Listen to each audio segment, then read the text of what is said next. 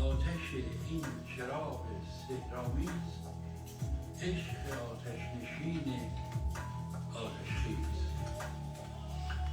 آدمی بی زلال این آتش مشت خاکیست پر کدورت و غش. تنگ و تاری اسیر آب و گل است، صنمی سنگ چشم و سنگ دل است. صنما گر بدی وگر نیکی تو شبی، بیچراغ تاریکی. آتشی در تو میزند خورشید، در باد شعله‌ای نکشید. چون درخت آمدی زغال مرو، میوه‌ای پخته باش کال مرو. درود به دوستان، خوش آمدید.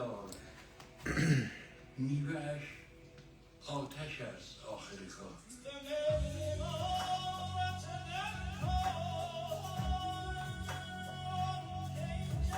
خوش آمدید.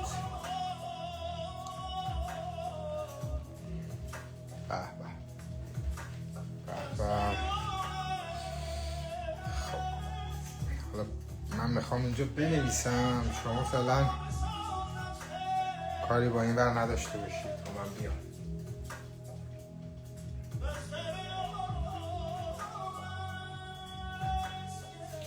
بذارید همینجوری که مینویسم پس ببینید دیگه، اینجوری بهتره، اینجوری خیلی بهتره. درود به شما.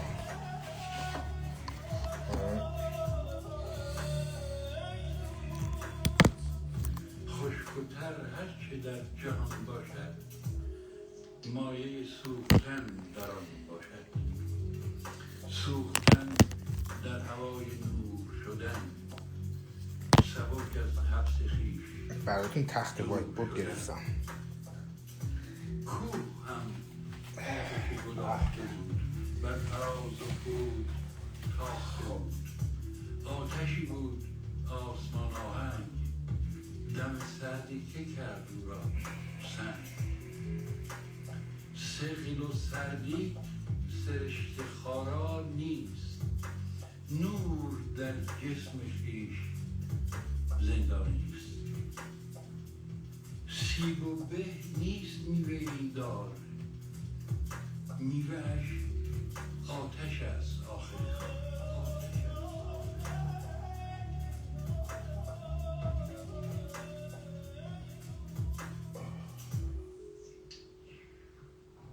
تاجش یه ذره کج شد.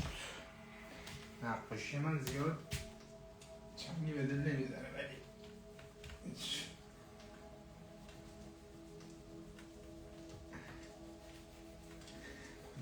پاک نمیشه.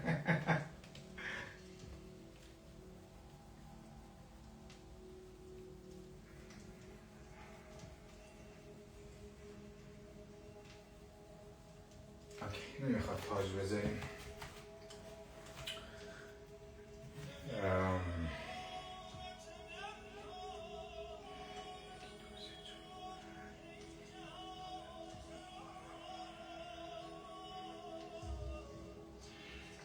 عشق شادی است، عشق آزادی است، عشق آغاز آدمیزادی است.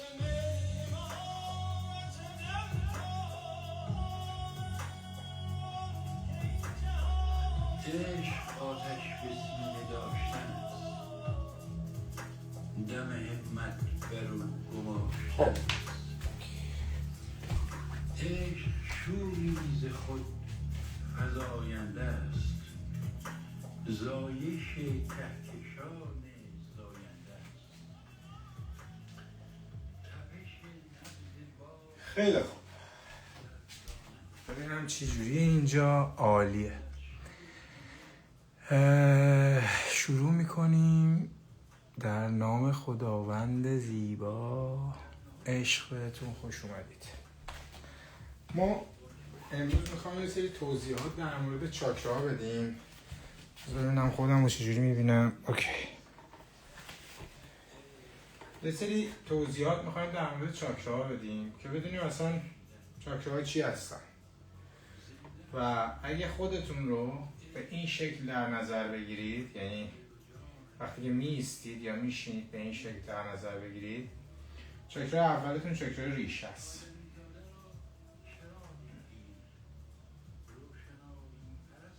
دوم خاچی، خورشیدی، قلب، گلو، چشم سوم، تاج. اوکی. و هر کدوم از این چاکراها به رنگ‌های یکی از رنگ‌های رنگین کمان مرتبطه. یعنی چاکرا ریشه میشه رنگ قرمز، چاکرا خاجی میشه نارنجی، خورشیدی زرد،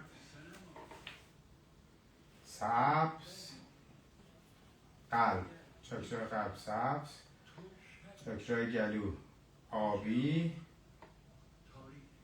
چشم سوم نیلی و بنفش، چاکرا تاج.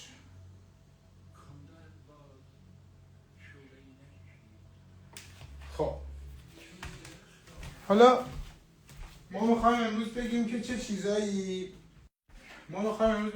چیزهایی روی این چاکراهای ما تأثیر میذاره، حالمون رو خوب میکنه، حالمون رو بد میکنه، انرژیمون رو بالا میبره، انرژیمون رو پایین میاره و آخر. ببینید هر رنگی که شما توی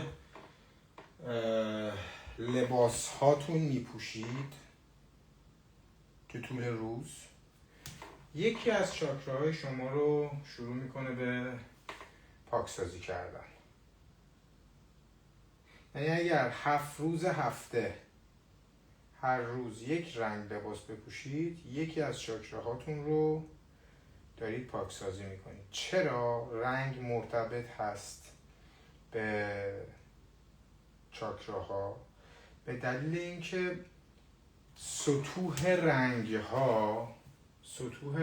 ها باعث میشه که شما سطح فرکانست به اون میزان بالا پایین بشه. یعنی شما مثلا زمانی که رنگ زرد رو که رنگ خورشید هست، رنگ آتش هست میبینید، حالا آتش چند تا رنگ داره، رنگ سبز داره، زرد داره، آبی داره.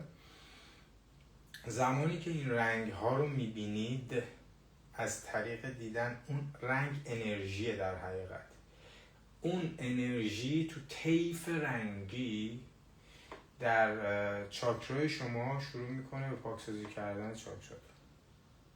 حالا آیا شما به این داخل این رنگ ها رنگ مشکی میبینید؟ خیر.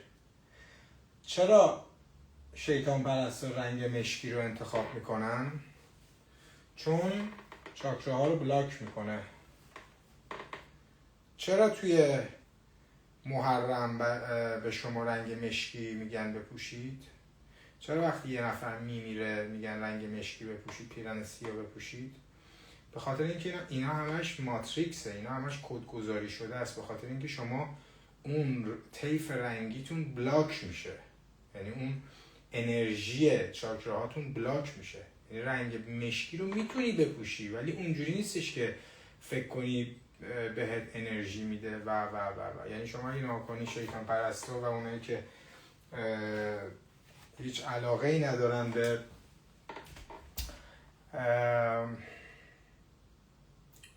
زندگی که حالا توش عشق باشه، اونا همیشه لباس مشکی میپوشن. حالا یه سری رنگ ها هستن. اولا که بذارید بهتون یک چیزی رو بگم که یک کدگذاری خیلی عجیب غریب و وحشتناکی شده روی انسان ها که اومدن گفتن مثلا شما اگر لباس زرد بپوشی یا مثلا اگه لباس صورتی بپوشی، اگه پسر باشی این رنگ دخترونه است.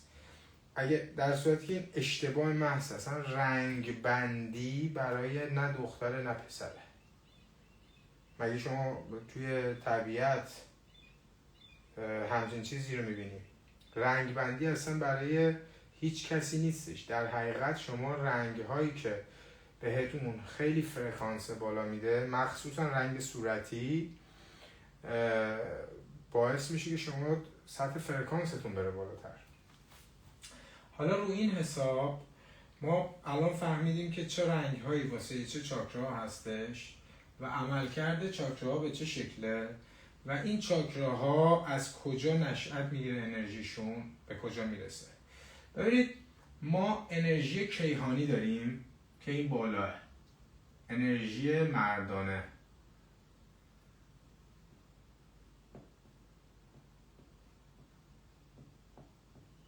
خب انرژی کیهانی انرژی مردانه است و انرژی زمین انرژی زنانه است. این پایین این زمینه، این ریشه است.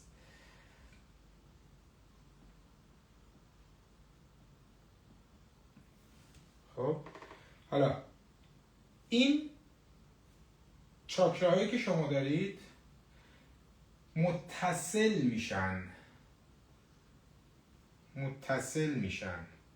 به مراکزی به نام هسته زمین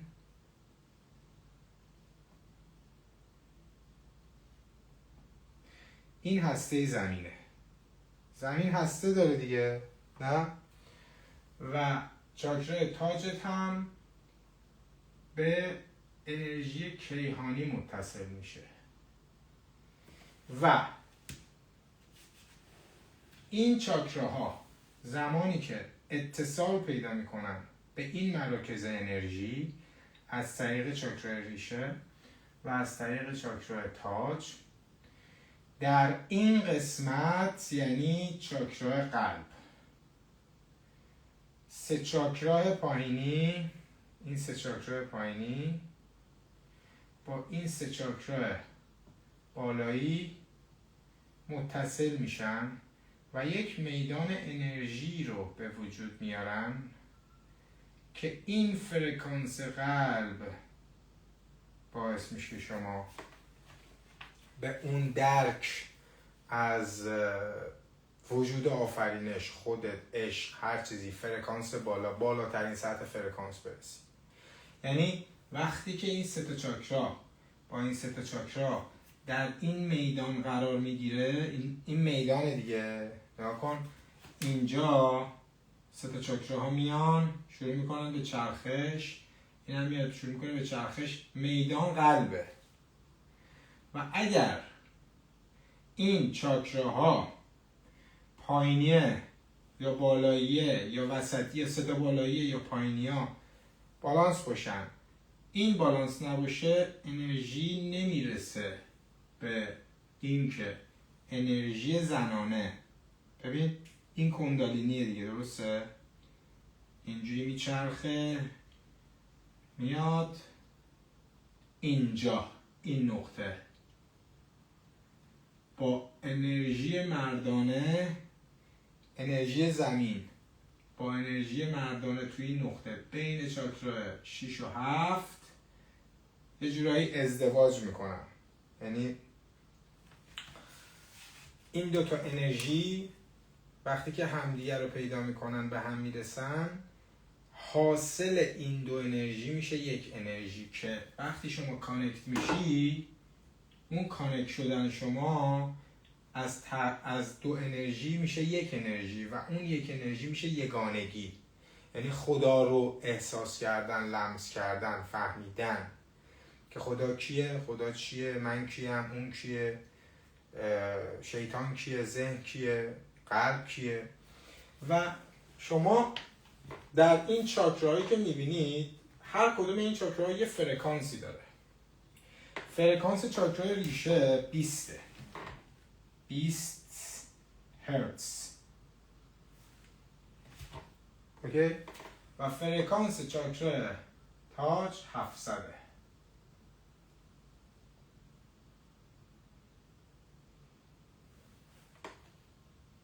اوکی؟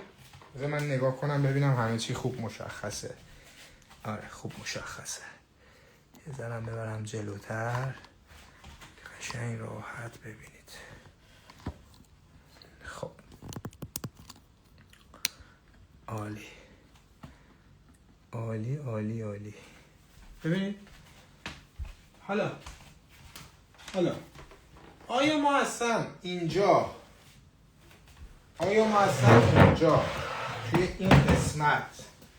توی این قسمت چاکرای ریشه متصل هستیم به هسته زمین که بخوایم انرژیمون رو برسونیم به 6 و 7 و اینجا این دوتا انرژی با هم ادغام بشه و از ترکیب این دو انرژی زنانه و مردانه حاصلش بشه یک انرژی؟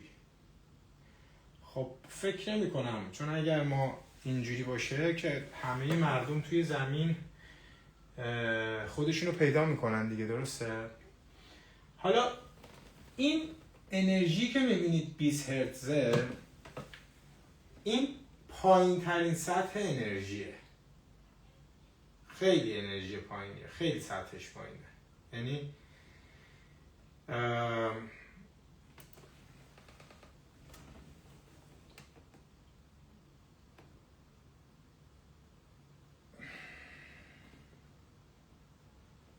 اگر شما تو ترسی وابستگی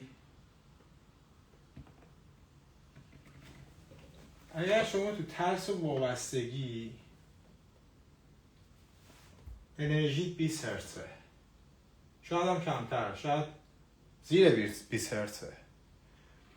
و حالا چی میشه که این انرژی کم و زیاد میشه؟ ما اصولا چاکراهامون اگه بسته بشه میگن چاکراهام بازه یا بسته است. این جمله اشتباهه، کلمه اشتباهه. اصولا وقتی چاکرا از بالانس خارج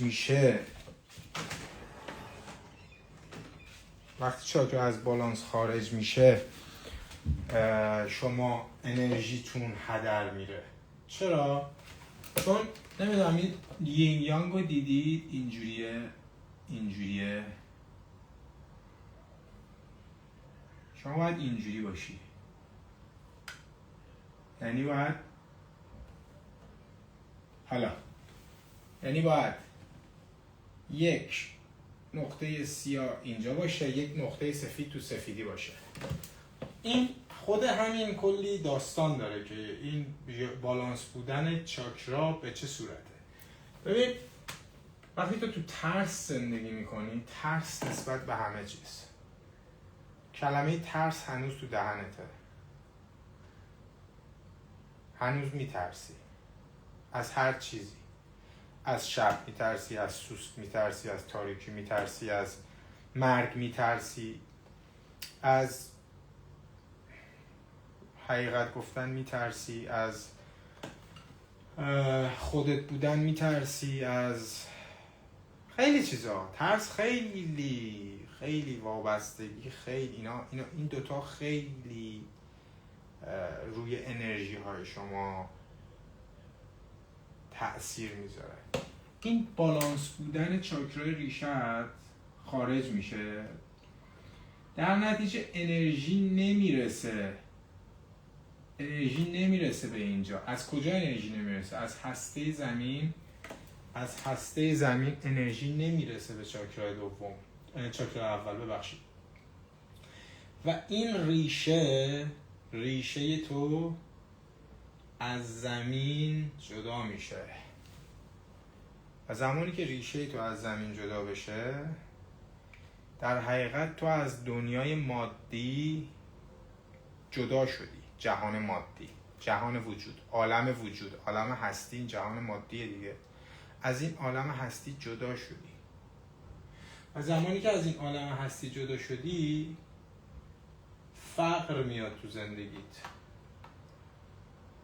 و خیلی چیزهای دیگه کنار فقر میاد.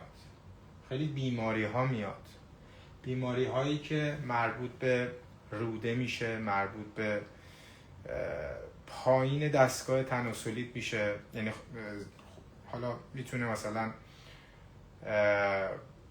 همین بیماری هایی که زیگیل تناسلی که کل مردم الان میدونن در موردش که چجوریه، این بیماری ها اینجوری به وجود میاد چون وقتی که این انرژیت از یه جایی سوراخ میشه تو حالت، الان این دو رو یه حاله حساب کن.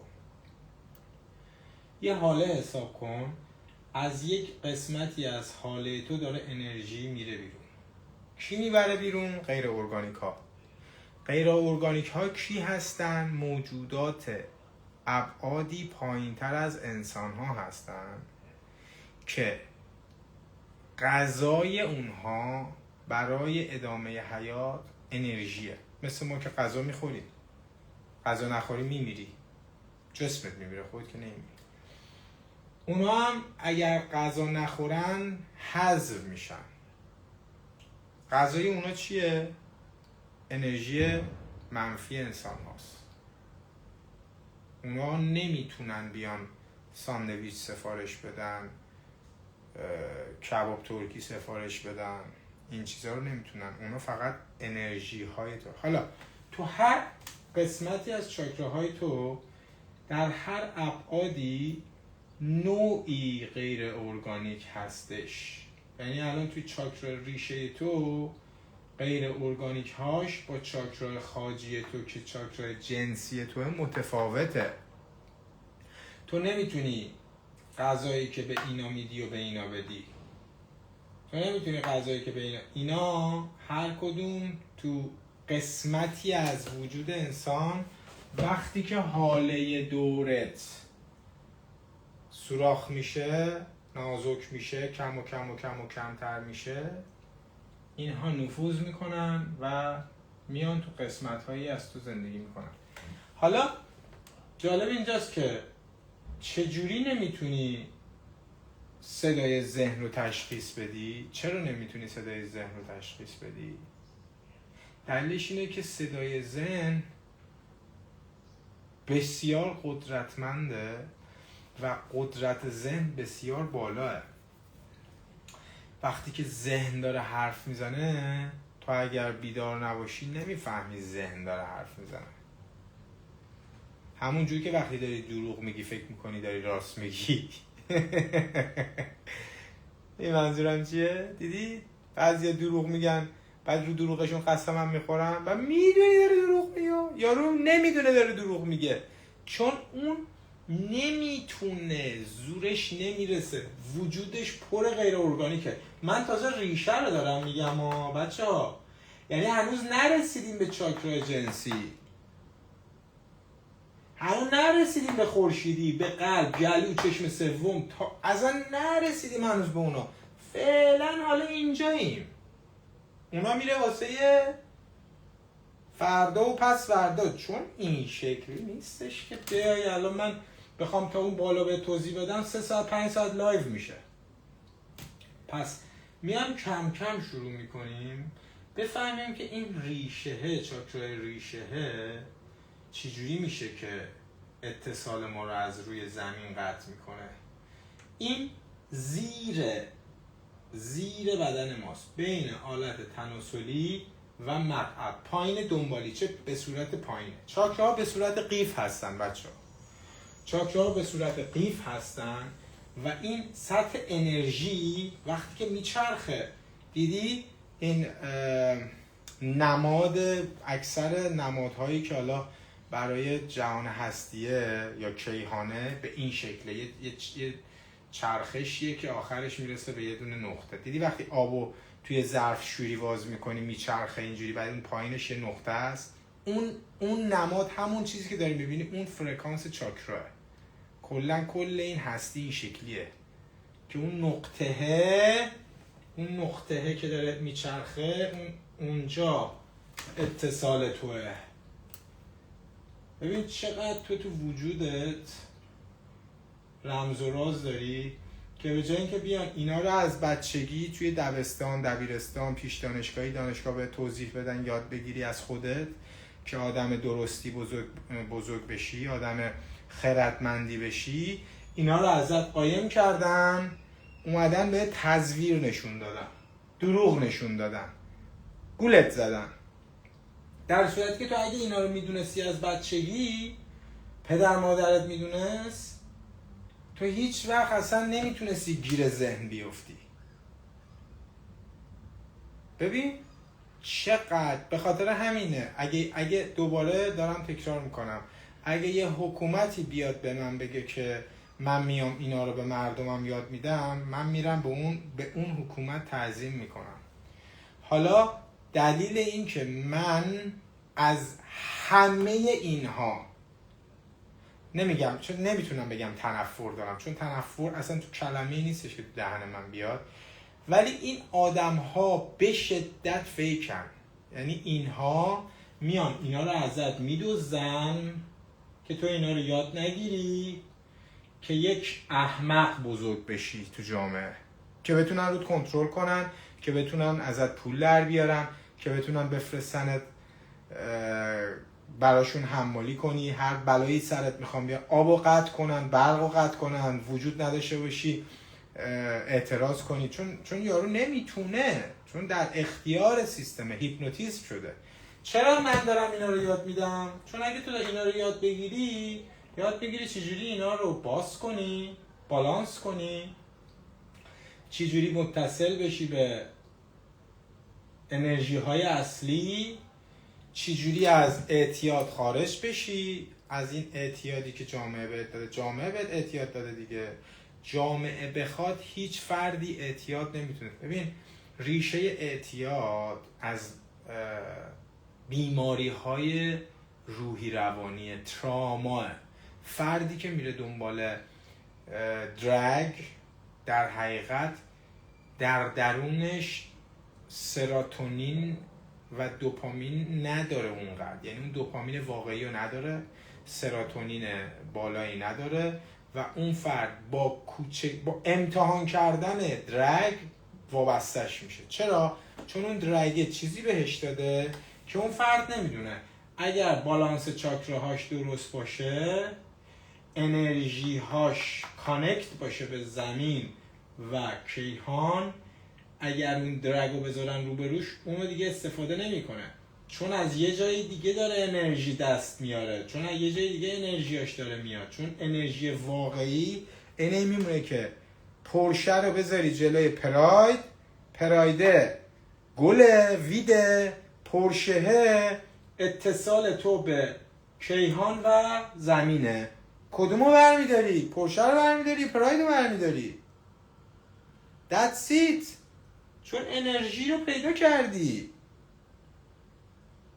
جامعه میاد این ازت میدزده، دوپامین فکر بهت میده که نتونه سرت بیاد بالا، نتونی فکر کنی.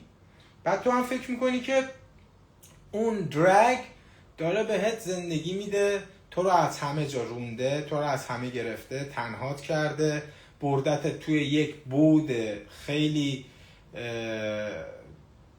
بودی که فقط خودتی و خودت، و فکر میکنی که این بود. بعد این چیزیه که جامعه نمیخواد تو بفهمی. جامعه میاد بهت ریلیشنشیپ یاد میده. من یه ذره آب بخورم، گلوم گرفت. چقدر کار داریم ما با هم. چند نفر تو لایون؟ اوه اوه اوه، خیلیت.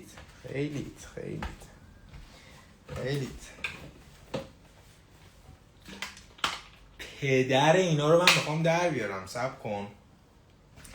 یه کار میکنم همتون هیلینگ بیاد بگیرید. اول از این همتون انرژی درمانی یاد بگیرید. درست ها، نه اینکه ادا و اصولایی که در میارم. درست. یه بلایی سر این سیستم میخوام بیارم. روزی که من از این جسم رفتم، میلیون ها انسان اینجا وایسن اینا رو یاد بدن. الکیه. تمام زندگیمو گذاشتم. الان من لایف گذاشتم. 1 ساعت دیگه بعد لایو انرژی درمانی دارم، دوباره یه کلاس پرایوت انرژی درمانی هم دارم. یعنی من تمام روز یا دارم می‌نویسم تو تلگرام یا دارم پست میذارم یا همه زندگیمو وقف این داستان کردم. پدر اینا رو در میارم، مگه الکیه؟ حالا سیستم اومده بهت وابستگی داده. چی جوری وابستگی داده؟ ریلیشنشیپ، رابطه. اوکی، ببین این رابطه ای که تو میری توش و فکر میکنی که رابطه است و خودت رو عمیقاً میسپری تو اون رابطه، اینجوریه که این ماتریکسه. چرا ماتریکسه؟ دلیل این که رابطه ماتریکسه چیه؟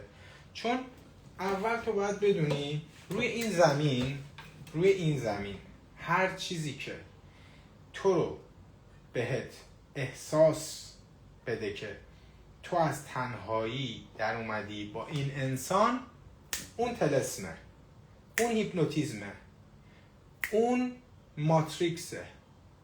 اینا رو چجوری بهت یاد دادن؟ از طریق فیلماشون. میشینی نگاه میکنی، وای یعنی میشه منم یه همچینه. این میره تو ضمیر ناخودآگاهت، شروع میشه.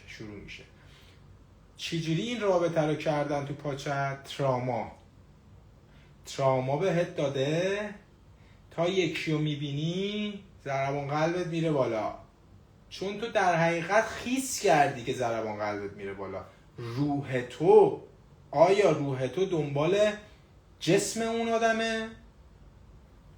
این روح توه. من دارم در مورد روحت حرف میزنم. روح تو آیا دنبال سینه است، دنبال بازوه، دنبال سیکس پکه؟ نه. چیه توست؟ ذهن توه.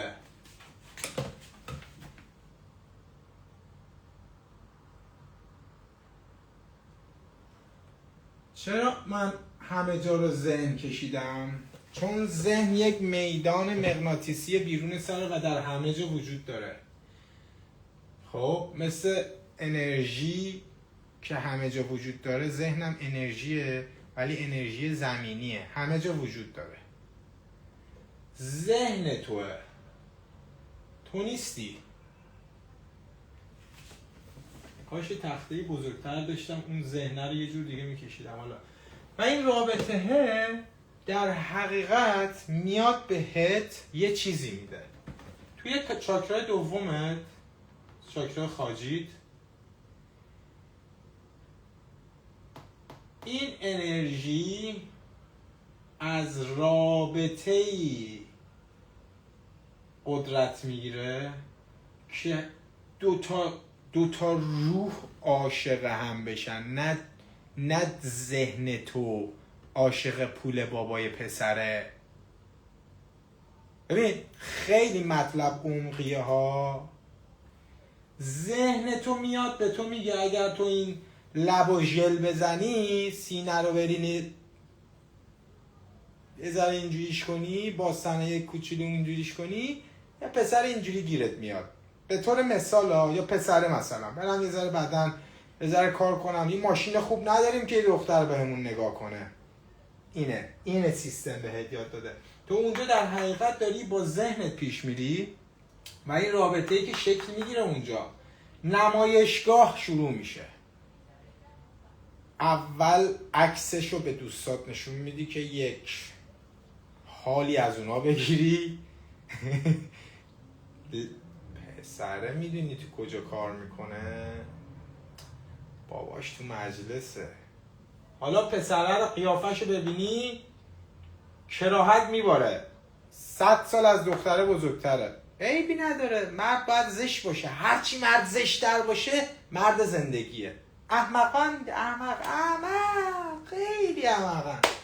در صورت که روح تو دنبال یه نفر میگرده که اینا رو بالانس داشته باشه و انرژیش تا 700 بیاد بالا که این روح بتونه به یگانگی برسه. در چاکرا دوم انرژی جنسی تو وقتی با یه روح سالم ارتباط میگیره، توی چاکرا بین 6 و 7 به یگانگی میرسه.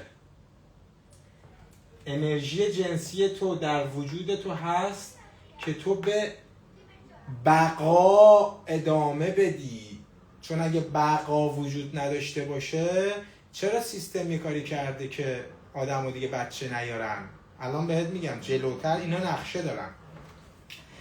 بقا به خاطر اینه که دی ان ای تو، دی ان ای دو تا شاخه است. یکی انرژی یکی زنونه است یکی مردونه است. بعد این دو تا شاخه میاد میشه 4 تا شاخه. این دی ان ای میاد میشه تا 12 تا شاخه. الان دی ان ای تو تازه 2 تا شاخه است. اون آدمی که بیدار شده دی ان ایش میاد میرسه تا 12 تا شاخه. چرا بهت خداوند انرژی جنسی داده؟ که اگر تو توی این جسم 2 تا شاخه رو نتونستی بکنی 4 تا شاخه، تو جسم بعدی از طریق دی ان ایت که بچه هش نوه نتیجه نبیره ندیده، بالاخره دی ان ای تو یه جایی میرسه به 12 تا شاخه. بعد چند تا زندگی؟ میتونه بعد از 5000 سال باشه، 1000 سال زمینی، چون زمانی که وجود نداره. اینو اومده گذاشته توی وجود تو، گفته که بقا پیدا کنی که خودتو پیدا کنی. حالا تو از این داری چه استفاده میکنی؟ از چاکرا جنسیت، چاکرا خاجیه، هیچی.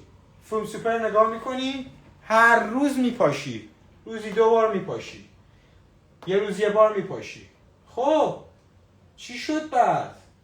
بقا این؟ نه عزیزم، تو داری این انرژی رو هدر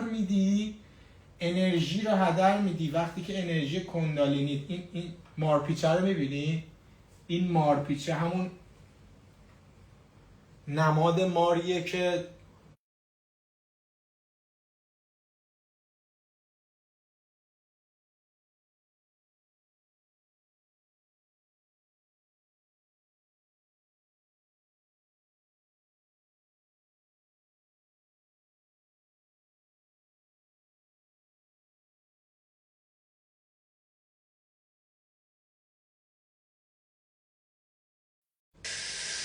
دارن میخورن، اونا دارن حالشونو میکنن، تو هم فکر میکنی داری حالتو میکنی، در صورتی که فقط داری خودت رو به عقب گرد نزدیک میکنی. چرا؟ چون وقتی که توی پروسه یک زندگی تو خودتو نشناسی، از طریق چرخه‌ای که وجود داره به نام کارما، تو میای عقب‌تر از این دی ان ای که الان هست. یعنی الان 2 شاخه هست، از 2 شاخه میاد پایین‌تر. میدونی چی میشه؟ از سطح انسان بودن میای یه سطح پایین‌تر، یه بعد میای پایین‌تر، دوباره برمیگردی توی حیوانات. روح حیوانات گله‌ایه، روح انسان‌ها تکیه. دوباره روحت میره از یه بعد دیگه تجربه کنه خودش رو، از انسان بودن خودش رو خارج میکنه و این چرخه انقدر ادامه پیدا میکنه. تو دوباره میری توی حیوانات، دوباره میای توی انسان‌ها، دوباره از حیوانات میری توی گیاهان، دار و درخت، دوباره میای حیوانات، دوباره میای توی انسان‌ها. و کی نمیذاره این چرخه رو رد کنی از زمین خارج بشی؟ ذهن نمیذاره. چرا ذهن نمیذاره؟ چون انرژی ذهن، انرژی شیطان، انرژی منفیه. شیطان سورسش ماتریکسه.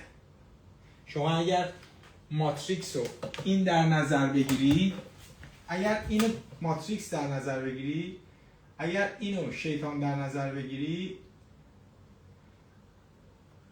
این انرژیش رو از ماتریکس میگیره. ماتریکس هم بهت چی میده؟ هزاران چیز میده، یه چیز نمیده. یعنی میلیون ها کار انجام میده که تو نتونی انرژی حیات رو به دست بیاری. حالا من هنوز نرسیدم به خورشیدی، هنوز به خاجی درست نرسیدم، هنوز من دارم در مورد رابطه حرف میزنم، هنوز به ترس نرسیدم. چقدر از لایو رفته؟ من یه نگاه کنم ببینم 21:10. حالا یه 10 دقیقه دیگه توضیح میدیم.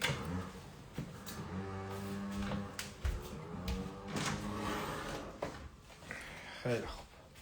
حالا این هنوز از رابطه است. حالا این رابطه وقتی که میخوای بری تو رابطه این شکلی نیستش که قرارداد بنویسی. برادر خواهر من، تو یه جایی رشد میکنی تو رابطه، همسر تو رشد نمیکنه، بعد تو میخوای بمونی تو اینجا، تو این لول. تو رشد کردی رفتی اینجا، همسر تو اینجا. چون همسر تو داره بهت پول میده، خرجتو میده، حق داره بهت خیانت بکنه، حق داره بهت دست درازی بکنه، حق داره بهت بیادایی بکنه، فقط چون پول داره بهت میده. و تو رشد کردی رفتی این بالا، وابستگی و ترس نمیذاره رهاش کنی. رابطه‌ای که دارم میگم ماتریکس، این ماتریکسه. دو تا انسان وقتی همدیگر رو ملاقات میکنن، با همدیگه خوشحالی رو تجربه قرار بکنن.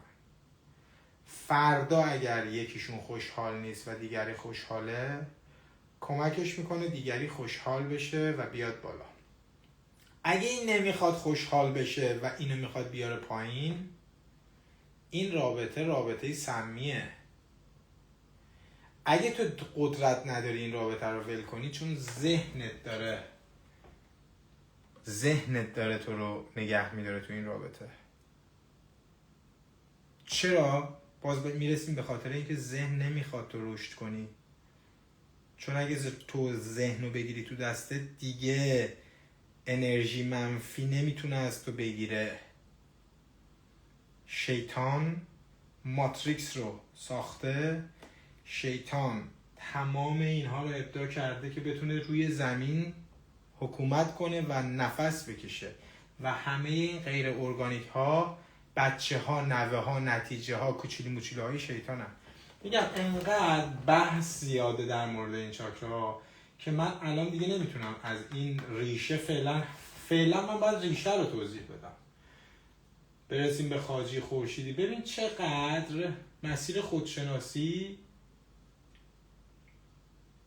نیازمند تغییره، اونم از درون، که تو فکر میکنی بیدار شدی، کانکتی، و انسانی که کانکته میتونه با شهودش حرف بزنه، انسانی که کانکته میتونه با خدا حرف بزنه، انسانی که کانکته میتونه با شیطان حرف بزنه. و این گفتگوها همون ناظره. وقتی شیطان داره با تو حرف میزنه، چجوری داره با تو حرف میزنه؟ تو وقتی بیداری میفهمی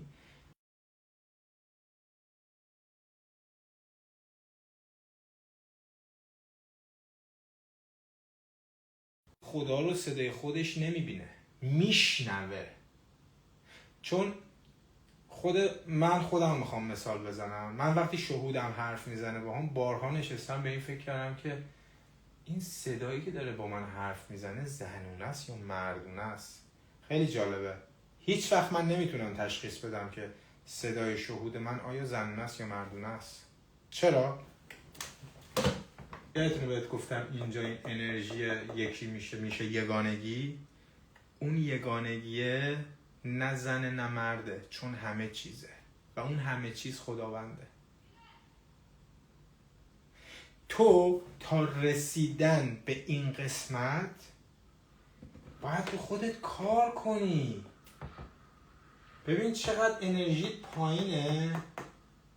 قضاوت نمی کنم ولی اگه اینجایی انرژیت پایینه، اگه وابسته‌ای هنوز میترسی، انرژیت پایینه. ببین این انرژی چقدر پایینه که نمیتونی هنوز برسی به عشق. چشم سومت رو فعال کنی و کانکت بشی. حالا چاره چیه؟ بتراشی. چاره چیه؟ ذهن رو بشناسی، ذهن رو بفهمی، روی ذهنت خیلی ناظر باش. ذهن یک موجود عجیب غریبه، به شدت قدرتمنده.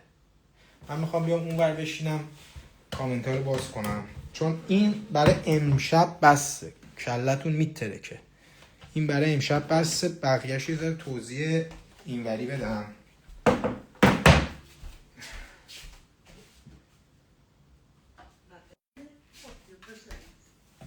یا اینوری. درود بر دوستان زیبا، دوستان زیبا. خب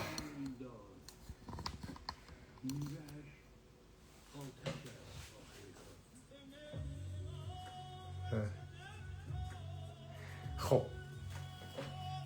ببین، این ذهنه انقدر قدرتش بالاست، انقدر این قدرتش بالاست که تو خودت رو تا بیای از این ذهن جدا کنی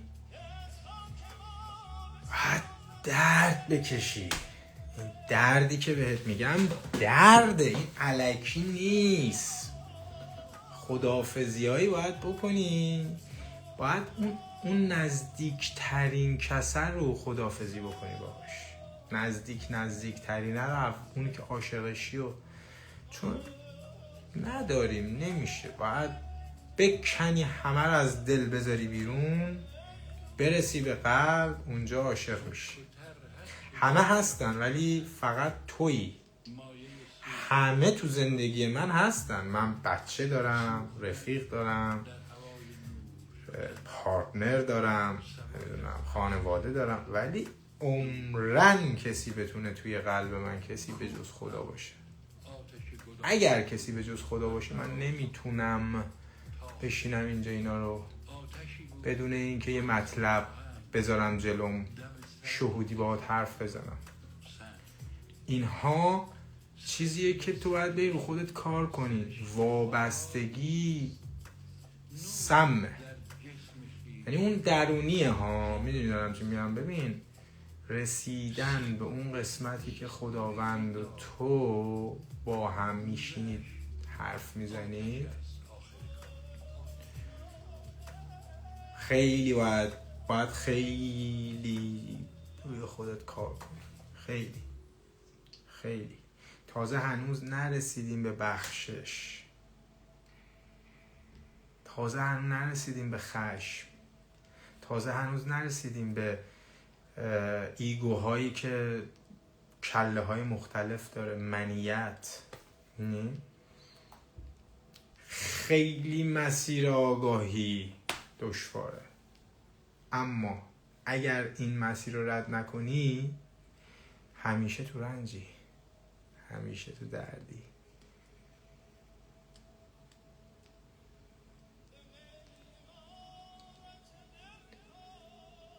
خیلی درد کشیدم من، خیلی.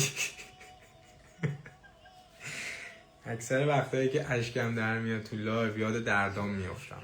راستشو بخوای بگم، این دردایی که توی این مسیر کشیدم، خداحافظیایی که کردم و چیزهایی که به ضمیر ناخودآگاهم یاد دادم، اینها درد داشت.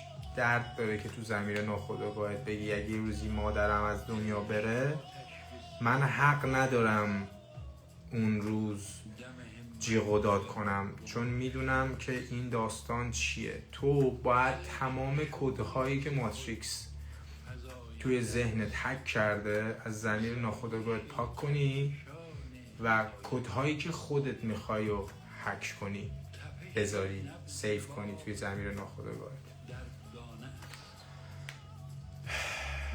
ساعت 20:20 اینجا. من به زودی کلاس فرکانس درمانی دارم، باید برم و بعدش هم که با شما کلاس دارم. عشق بهتون و امیدوارم که این عشق ورزید مسیر رو زندگی را به عشق بخشید. بپذیرید. زندگی بمیرید تا قبل از این که بمیرید. عشق می‌ورزد. اگر خیلی فکر میکنی قوی، این مسیر نشون میده که تو کی، تو چی. دقیقا همون جایی که ذهن داره دستور میده باید نگفتن یاد بگیری روشنایی پرست شغل پذیر. و نگفتن خیلی چیز بزرگیه. نگفتن رو باید یاد بگیرید. عشق بهتون. و چاکراهای بعدی رو در لایف های بعدی توضیح میدم. این چاکرای ریشه بود ولی هنوز من باید با چاکرای ریشه سری صحبت ها بکنم در موردش که بدونید، بیشتر بدونید و بعد بریم سراغ چاکرای جنسی. ما اگه چاکراها رو بدونیم خیلی چیزا رو میتونیم راحت تر ازش بگذریم و درست کنیم. عشق بهتون و در فرکانس تراپی هیلینگ که اونوره میبینمتون ساعت 11. خدا نگهدار.